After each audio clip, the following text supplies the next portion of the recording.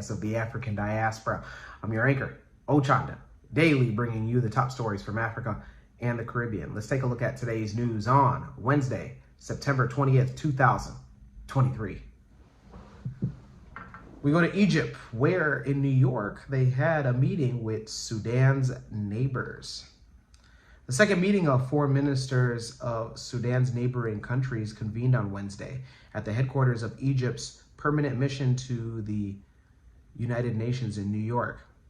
Sudan's neighboring states are Egypt, Chad, Central Africa, Ethiopia, Eritrea, Libya, and South Sudan. The meeting is part of Sudan's neighboring countries summit and comes in implementation of a statement released by the first ministerial meeting. The meeting was attended by a representative of the Arab League and a representative of the African Union. During the meeting, a roadmap reached the meeting, which was approved to be implemented through the coordination of efforts of Sudan's neighboring states to take specific measures to take into account the political, security, and humanitarian crisis going on in the country. The meeting discussed efforts exerted by Sudan's neighboring countries to settle the crisis and constant contacts made with different Sudanese parties to solve the crisis. An agreement was reached on taking practical measures to reach a sustainable ceasefire in Sudan. The foreign ministers underscored the importance of maintaining coordination on holding the third ministerial meeting in Cairo here soon. Those in Sudan, let us know on if you feel that this meeting in New York and the upcoming one in Egypt will be enough for a long-term ceasefire. Let's go to North Africa, where protesters have burned the home of a political official. The residence of the mayor of the Libyan city of Derna has been set on fire as hundreds of protesters sought an explanation for the disastrous flood that occurred last week. Mayor of Derna, Abdul Naman Gaiti, has become a focus point of public rage. Residents claim that despite they believe officials must have known that the heavy rains were on their way, they did not give the residents enough notice. The protesters gathered back on September 18th at the Shahaba Mosque in the city, with many yelling for the dismissal of senior officials. All members of the city's city council have now been fired. Despite denials from officials, residents claim that they were issued a warning to stay at home rather than a call to evacuate. Officially, more than 10,000 people are still unaccounted for after two old crumbling dams had collapsed, flooding the entire city. There are significant discrepancies in the number of deaths, but according to a worldwide global report, there are close to 4,000 confirmed deaths.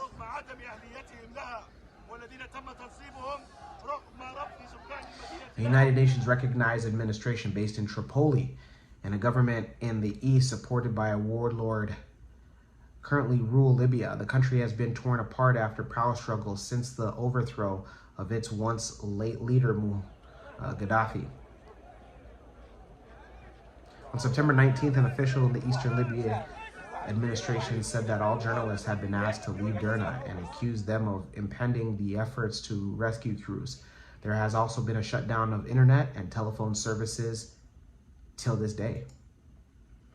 Those in Libya, let us know on if you agree with the residents of that city of Derna taking matters into their own hands and putting the blame on the people that they feel are accounted for.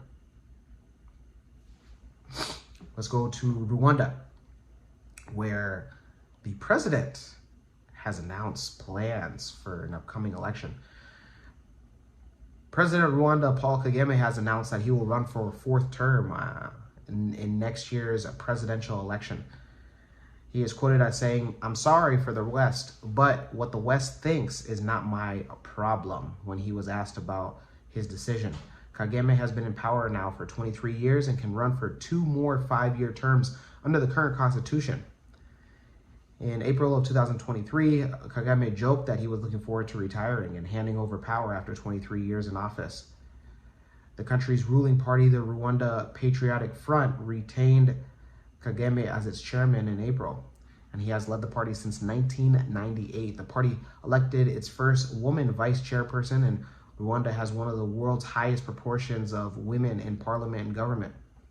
Kagame won the last election back in 2017 with 98.8% of the vote. Kagame is also an individual that led Rwanda to its prosperous economic state that it's in. Those in Rwanda, let us know your feeling and thoughts about Kagame running for a fourth term. And from Kush News to Paul Kagame, congratulations. That's pretty high of a feat. Congratulations. Let's go to the Caribbean and end it there. We go to Guyana, where President Irfan Ali said that it will defend his country.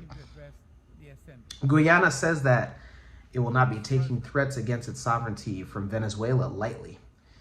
In the address to the UN General Assembly today, President of Guyana, Dr. Irfan Ali, told world leaders that Venezuela is continuing to take illegal claims against the Guyanese territory. On account of a spurious territorial claim to 2/3 of our homeland by Venezuela. But justice prevailed, and Guyana was ultimately admitted. It is sad, however, that 57 years after Guyana's independence, we remain threatened. Venezuela's efforts to undermine our freedom, sovereignty, and territorial integrity are today before the International Court of Justice, as decided by the UN Secretary General under the Geneva Agreement of 1966. The ICJ's jurisdiction in the matter has been twice affirmed by the court. We are confident that Guyana's sovereignty and territorial integrity will also be affirmed when the court issues its final judgment. I regret to inform you that Venezuela's threats continue.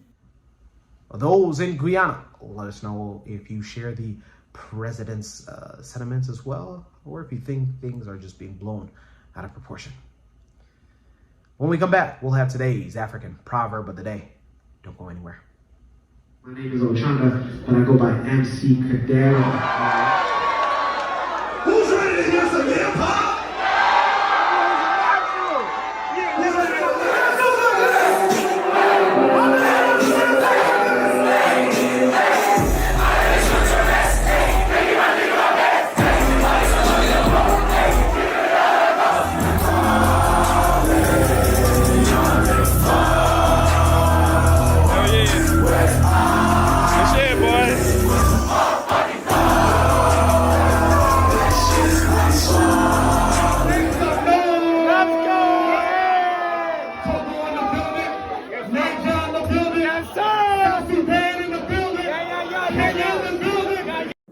For baby showers, birthdays, weddings, visit www.mccadero.com, the official website of the #1 MC in the game. Welcome back. Let's take a look at today's African proverb of the day. And it comes to us from Egypt. What's going on, Egypt? And it reads, youth is beauty, even in cattle. Once again, youth is beauty, even in cattle. Egyptian proverb. Oh, yeah. Why not, Omera? Omera, do you want old cows or do you want the fresh cows? Omera. Are you listening? Do you want old cows or do you want the fresh new ones? Yeah, come on. If you disagree with me, let me know in the comments below, man. I think this proverb speaks for a lot of us. Let me know your interpretation of today's African proverb of the day, as well as your thoughts, views, questions, comments, and concerns on the top stories. Don't forget to hit that like button. Make it your best friend. For Kush News on Kush Convos TV, I'm Ochanda. We'll see you soon.